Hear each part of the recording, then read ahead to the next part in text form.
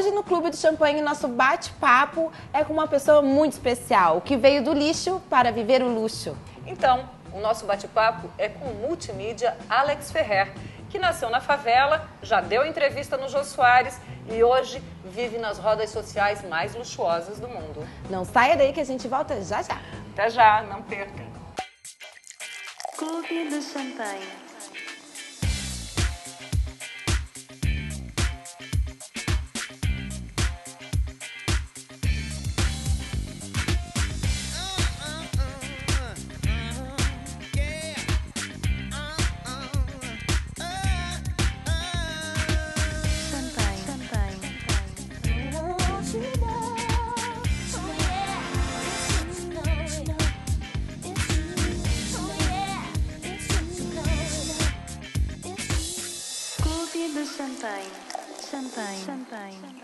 Alex, como assim? Você nasceu na favela e hoje vive uma vida super glamourosa de dar inveja a muita gente. Ao lado de Amaury Júnior, ao lado de... Jô Soares. De um monte de gente bacana, ao lado celebridades. Da Sofia, ao lado da Natália Castanhola.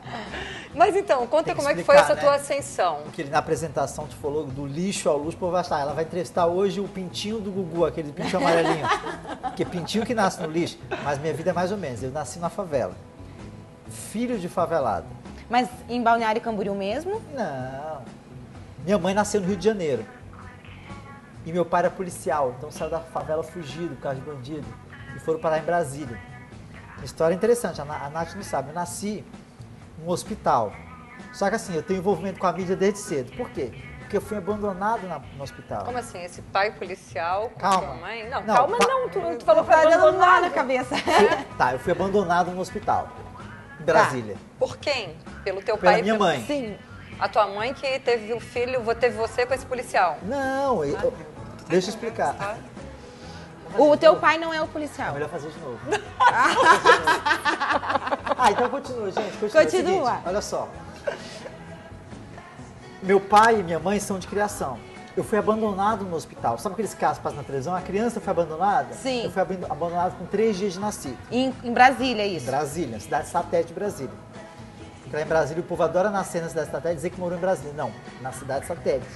Tá. No subúrbio de Brasília. E uma vizinha da minha mãe, de criação, falou assim pra minha mãe: olha, no hospital tem uma criança que foi abandonada. Você quer pegar pra criar? Minha mãe já tinha 5 filhos. E ela falou assim: eu posso até pegar pra criar.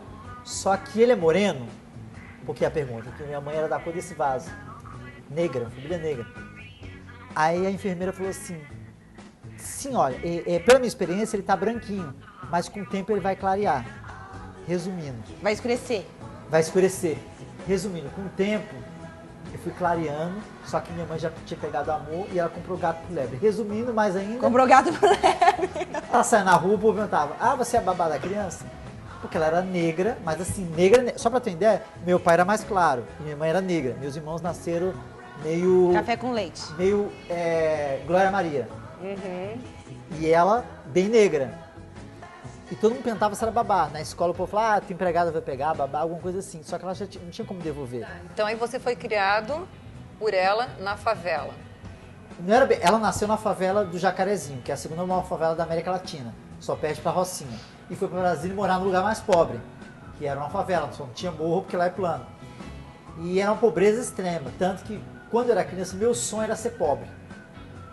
Tão miserável que eu era. Porque eu morava numa rua de pobre. Imagina morar numa rua de pobre e a casa mais feia dos pobres. Eu era o mais pobre da rua. Tudo na minha casa era dado. Roupa, móveis. Tanto que, assim, minha alegria é assim, chegava um caminhão de... O vizinho comprou uma geladeira. Eu já sabia que a geladeira nova ia pro vizinho, a antiga pra gente. E daí como é que foi? Tu saiu de Brasília com quantos anos pra chegar em Balneário Camboriú? Nossa, mas aí eu já passei muito tempo. Aí em Brasília, continuei minha vida, aquela coisa assim... eu era muito... Então assim, às vezes eu vou conversar com alguém, eu falo assim: quando eu era criança eu tinha tal brinquedo, eu tinha tal coisa. Mas a pessoa fala: mas você era tão pobre? O que acontecia? Quando eu era criança, eu era muito ajudado pelas pessoas. Porque os vizinhos melhores de vida e outras pessoas viam, ficavam com pena. E a tua mãe adotiva também morreu cedo, não foi? Meu Deus, contar minha história pro carroceiro, o cavalo até chora. Eu perdi meu pai com 6 anos de idade. E minha mãe não foi nem um dia antes, nem um dia depois. No dia do meu aniversário, Ela... Morreu. E quantos anos Não, você as tinha? câmeras estão até chorando agora. Quantos anos 10 você anos, tinha? no dia que eu fiz 10, minha mãe morreu. Meu Deus. Então é o seguinte, eu fui abandonado aos 3 dias. Aos 10 anos, quer dizer, então às vezes você se separa, tem um divórcio, ou fica pobre, você começa a tua vida. Então eu comecei a minha vida aos 3 dias de nascido. Então aos 3 dias eu já estava sozinho. Opa, vou me virar. E nessa de me virar eu conquistei esse casal que me pegou para criar. Só que aos 10 anos de idade, zerou. E aí você foi criado por quem? Pela minha irmã mais velha que tinha 22 anos. Imagine isso há 30 e poucos anos atrás. Meu Deus. Uma criatura de 22 anos criando eu, Mais 4. Mais mais 3. 5. Tá, e aí o que você fez pra sobreviver? Tá, o Alex... Não, mas vocês não eram 5 irmãos? 6. Ah, 6 6 irmãos. menos 1, 5. Ah, tá. Loira. Não, é que eu achei que tava 5 irmãos, Não. nem menos você e a tua irmã A são mais conta, 6 3. menos 1, 3. Não, Ah, ele 6 quer menos 1, confundir minha 5. cabeça, ele Tá, não há de mudando de conseguir. assunto, chega de matemática. Eu quero saber o que você fez pra sobreviver numa família pobre criado por uma irmã. Então, aí eu era muito prestativo. Por exemplo, o vizinho estava lavando o carro, eu ajudava a lavar.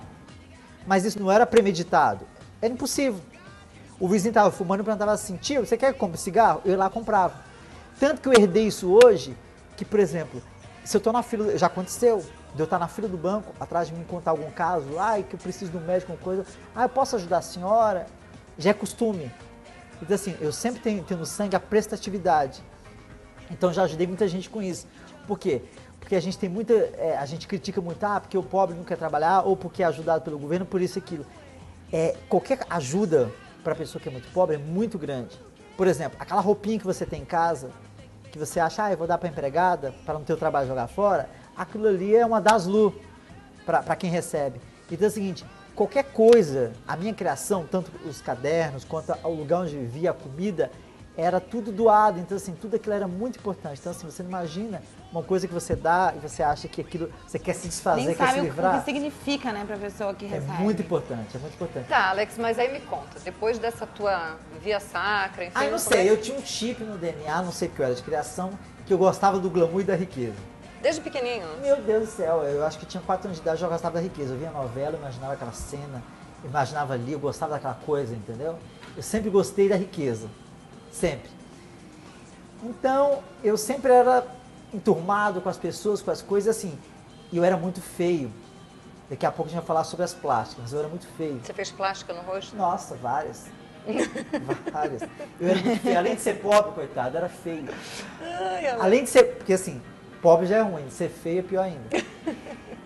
Aí me atiçou aquela coisa engraçada, que você sabe que o gordinho é engraçado, né? O feio também é engraçado. Pra ser assim, pobre e feio tem que ser engraçado. Você usou desse artifício pra conquistar as pessoas, a tua feiura. Então é uma coisa assim que é meio, não é proposital, premeditado, ainda mais na criança. É uma coisa que é como se fosse uma artimanha que você vem. Hoje você se considera bonito?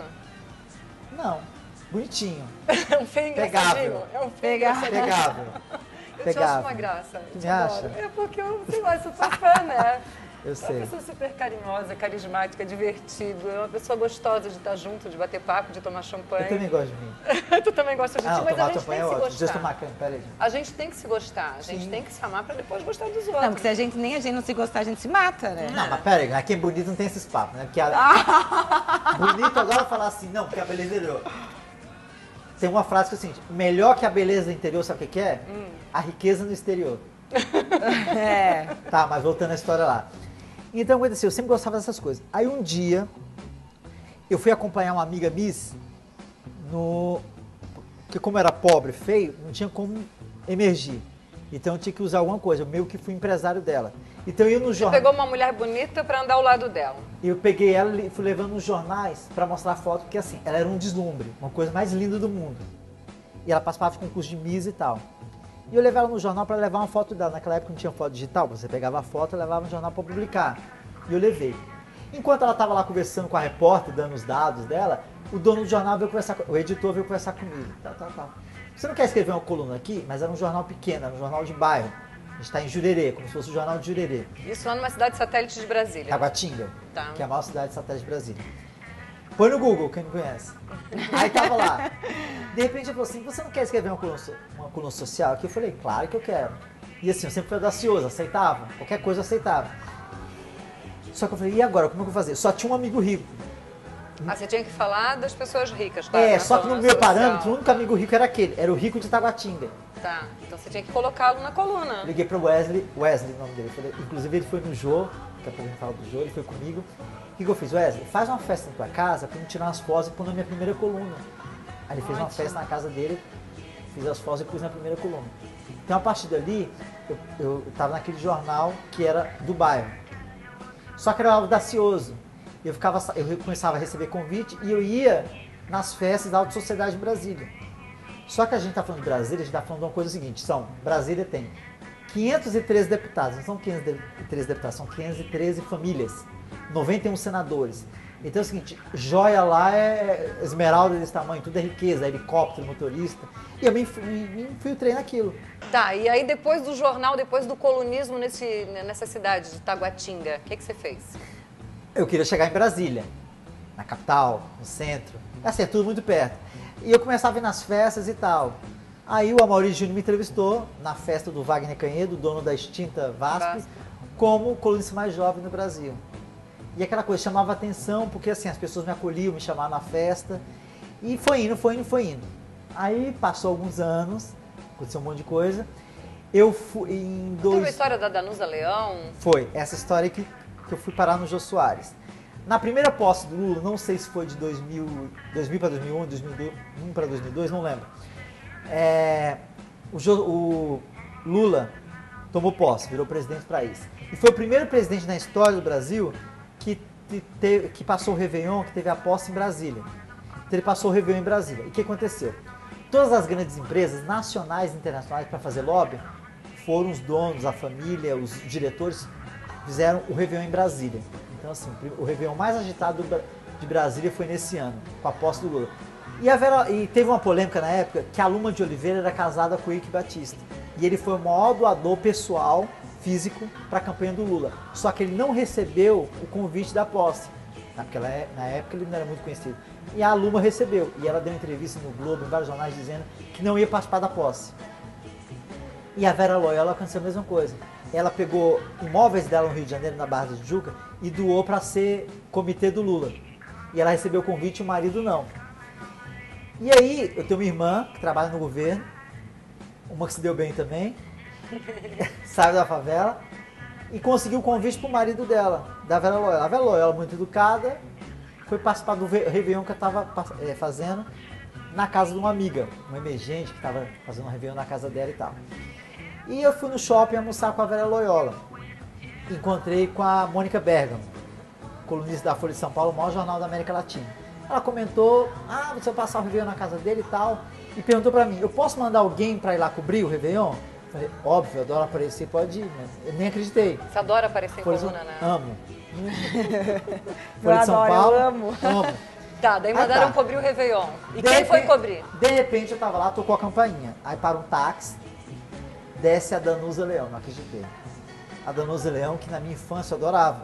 E quem tinha esse filão, a Danusa Leão, era aquela coisa toda. Quem não sabe quem é a Danusa Leão, põe no Google. Eu não acreditei, desceu aquele cabelo desse tamanho. Aliás, ela acabou de lançar um livro agora, um novo livro. Tu leu o vale livro a pena, dela? esse último não.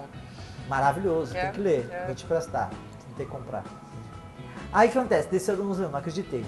Aí ela participou da festa, aquela festa emergente, cheia de fogos, cheia de coisa. E no outro dia saiu o jornal, página inteira. Metade da página, o Réveillon do Lula. O que ele fez? Outra metade, quem? Alex. Com o título de A Inesquecível Festa... Não. A Inesquecível Festa na Inesquecível Brasília, uma coisa assim.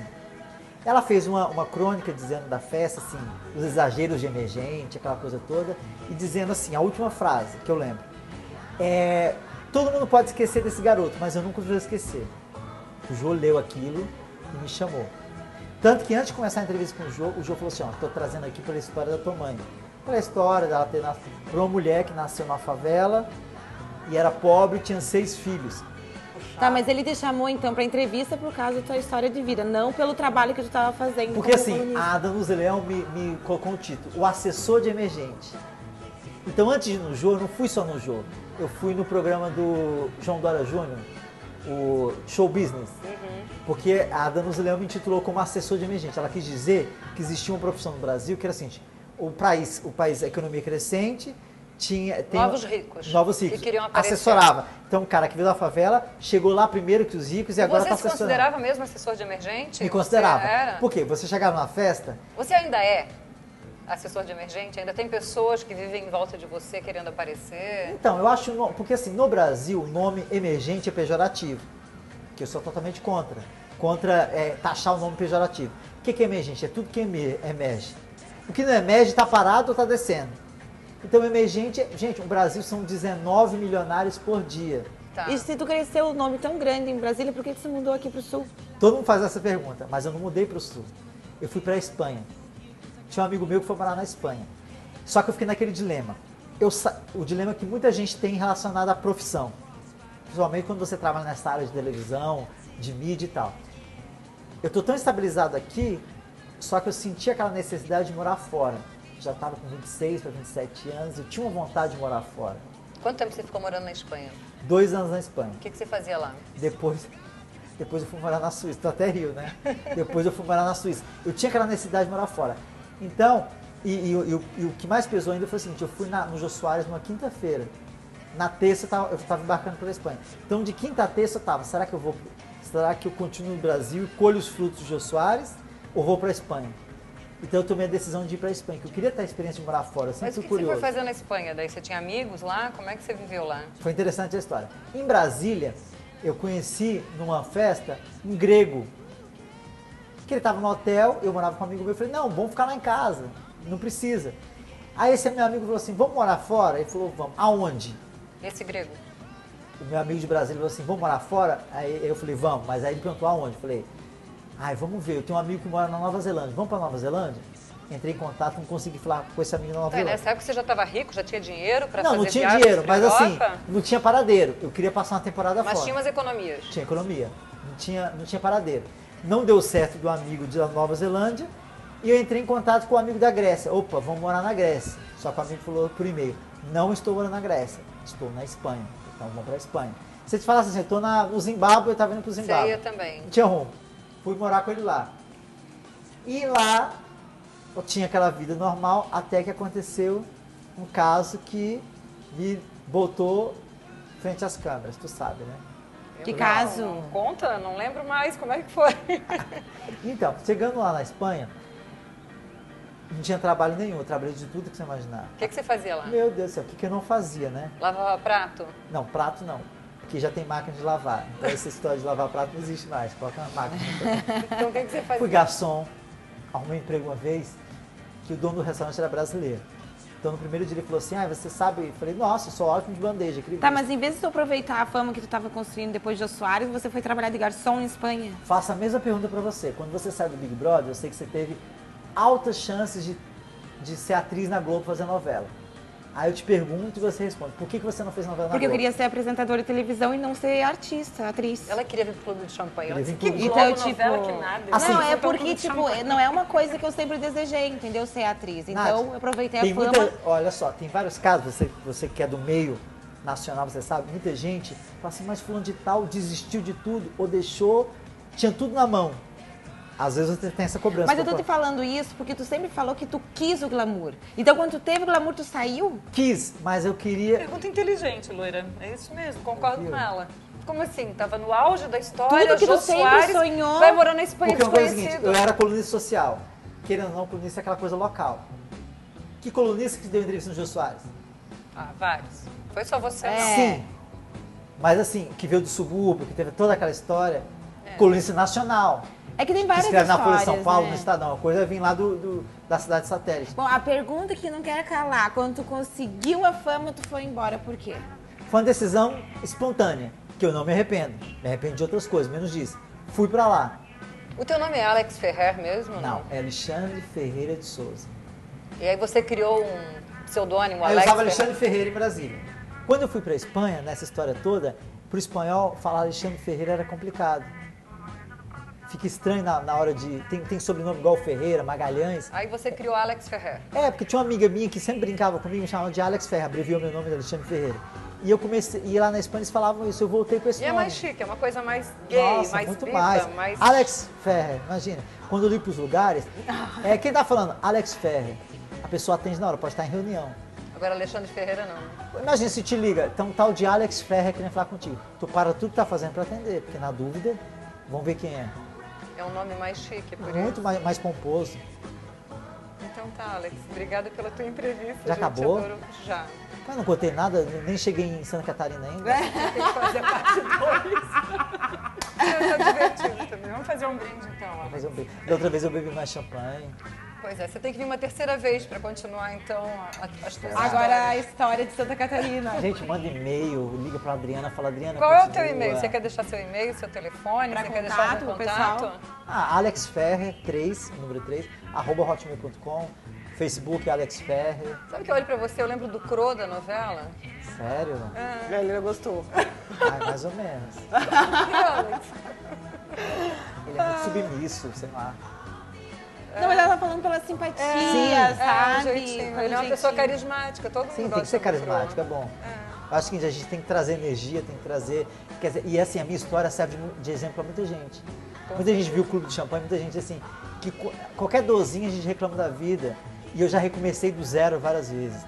Desde quando eu estava com 3 dias de nascido, desde quando com 10 anos que não tinha mais pai nem mãe, desde estar na Espanha no auge e parar. E uma coisa interessante é o seguinte, quando eu fui no Jô, não existia a tal história de YouTube. Então quando alguém comentava, se eu falasse que eu fui no Jô, o povo falava, pô, ele é gente fina, mas é mentiroso. Hoje em dia com o YouTube tudo é resolvido, a pessoa se comenta na vela, foi no Jô Soares, a pessoa vai lá, pô, ele foi mesmo. Mas eu te assisti, eu confirmo, viu? Não te preocupe. Tá lá, pra quem quiser ver. Gente, é isso aí. Hoje o Clube do Champanhe vai ficando por aqui. Acessem www.clubedochampanhe.com.br. Hoje nós estamos usando roupas da Stella Knaben. Sapatos e bolsas da Arezzo. Ai, mostra o negócio do iPad aqui, olha que chique, gente. Tem coisa mais emergente que isso? Cadê?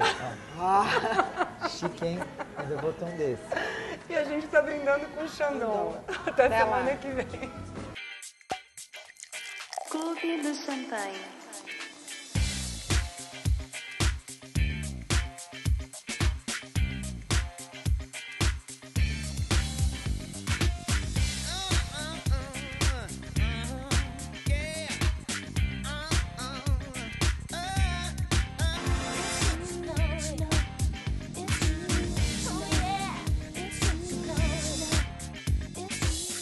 Clube do Champanhe. Champanhe.